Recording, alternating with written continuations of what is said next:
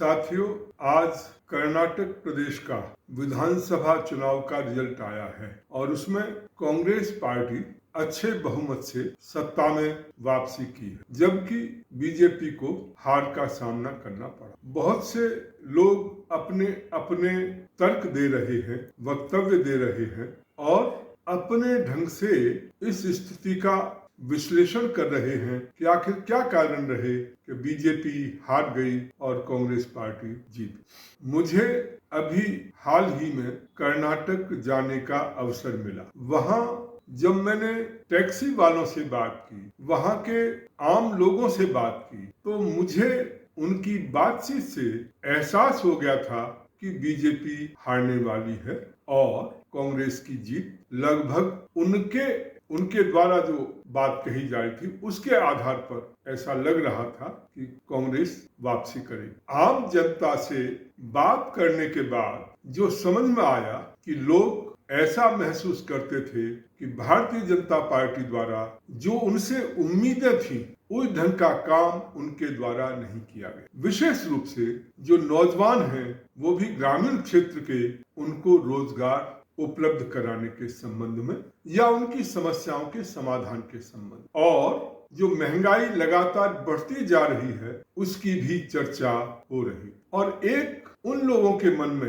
एक निराशा का भाव था कि बीजेपी बहुमत के साथ आई पर जो काम करना था वो काम उन्होंने नहीं। जहां तक भ्रष्टाचार का सवाल है, वो भी ये मान रहे थे कि कांग्रेस और बीजेपी दोनों में बहुत ज्यादा अंतर नहीं है, दोनों ही भ्रष्टाचार कर रहे। हाँ, मोदी जी को लेकर लोगों में थोड़ी सिंपैथी जरूर थी कि मोदी जी जो है वो अच्छा काम कर रहे हैं। और इसके साथ ही कांग्रेस पार्टी ने जो अरविंद केजरीवाल की राजनीति से जो शिक्षा लेकर और मुफ्तखोरी का जो एक आश्वासन दिया कि महिलाओं को बस में फ्री यात्रा कराई जाएगी, 200 यूनिट बिजली मुफ्त दी जाएगी और भी इसी ढंग के काफी कुछ उन्होंने फ्री में देने के जो आश्वासन दिए, उसके कारण से भी कांग्रेस को लाभ मिला है। ग्राउंड लेवल पर जो मुस्लिम्स क्रिश्चियंस वोट का ध्रुवीकरण जो कांग्रेस के पक्ष में हुआ,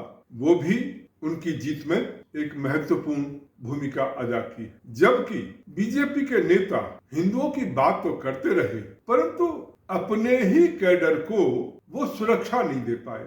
वहां पर उनके जो कार्यकर्ता थे उनका मर्डर हुआ, सरेआम मर्डर हुआ। पीएफआई स्ट्रांग होती चली गई। पीएफआई के खिलाफ एक्शन लेने में केंद्र सरकार या वहां की सरकार द्वारा बहुत देरी कर दी गई। तब तक उनका कैडर बहुत मजबूत हो चुका और आम लोगों की एक सिंपैथी उनके साथ खड़ी हो। तो इस ढंग से हिजाब या दूसरे हलाला या और इशू जो भी चले, उससे मुस्लिम वोट बैंक तो उसका तो ध्रुवीकरण हुआ, परंतु हिंदुओं के वोटों का ध्रुवीकरण हमें देखने को नहीं मिला। तो इसके साथ ही जो वहां के जो बीजेपी के नेताओं का व्यवहार, उनका एरोगेंस, लोगों की समस्याओं का समाधान न करने की प्रवृत्ति और भ्रष्टाचार में लिप्त होने की प्रवृत्ति, ये सारी चीजें मिलकर के इस बीजेपी शासन को अप्रिय बना रही थी। मोदी जी के प्रति सॉफ्ट कॉर्नर होते हुए भी ग्राउंड पर जो काम चल रहा था उससे लोग सेटिस्फाइड नहीं थे। जो येदियुरप्पा को हटाकर बोम्मई जी को लाया गया, वो भी कोई करिश्मेटिक लीडरशिप नहीं। तो इन सभी कारणों से बीजेपी आज सत्ता से बाहर है। इससे एक लेसन बीजेपी को लेना चाहिए कि केवल मोदी जी के नाम से आप चुनाव की वैतरणी पार नहीं कर सकते। उसके लिए वहां की सरकार, वहां के नेता, वहां के एमएलए, वहां के मंत्रियों को भी कुछ काम करना पड़ेगा। और हमने देखा है कि जिस समय बरसात हुई और बेंगलोर पूरा शहर जो है वो डूब गया, वो सारा लोगों ने बहुत अच्छी तरह अपनी आंखों से देखा। हालांकि इसके लिए पुरानी सरकारों को आप आरोप लगा सकते हो, परंतु कुछ आरोप तो आपके ऊपर भी लगेगा कि आप क्या कर रहे हैं, आपने क्या किया। तो मैं समझता हूं कि जो भी परिस्थितियां कर्नाटक में हुई हैं, उससे राष्ट्रवादी जो तत्व हैं, राष्ट्रवादी जो लोग हैं, वो कमजोर हुए हैं, उनकी आवाज कमजोर हुई है। और इसके लिए मैं समझता हूँ कि बीजेपी की वहां की सरकार, उनका कार्य करने का तरीका, उनका अहंकार, उनका भ्रष्टाचार और लोगों की समस्याओं को न सुनना और उस पर उनके समाधान के लिए प्रयास न करना, ये सारे कारण जो हैं उनकी हार के बने। खैर, आने वाले समय में वहां क्या परिस्थितियां बनती हैं ये तो समय ही बताएगा, परंतु इससे शिक्षा लेकर बीजेपी को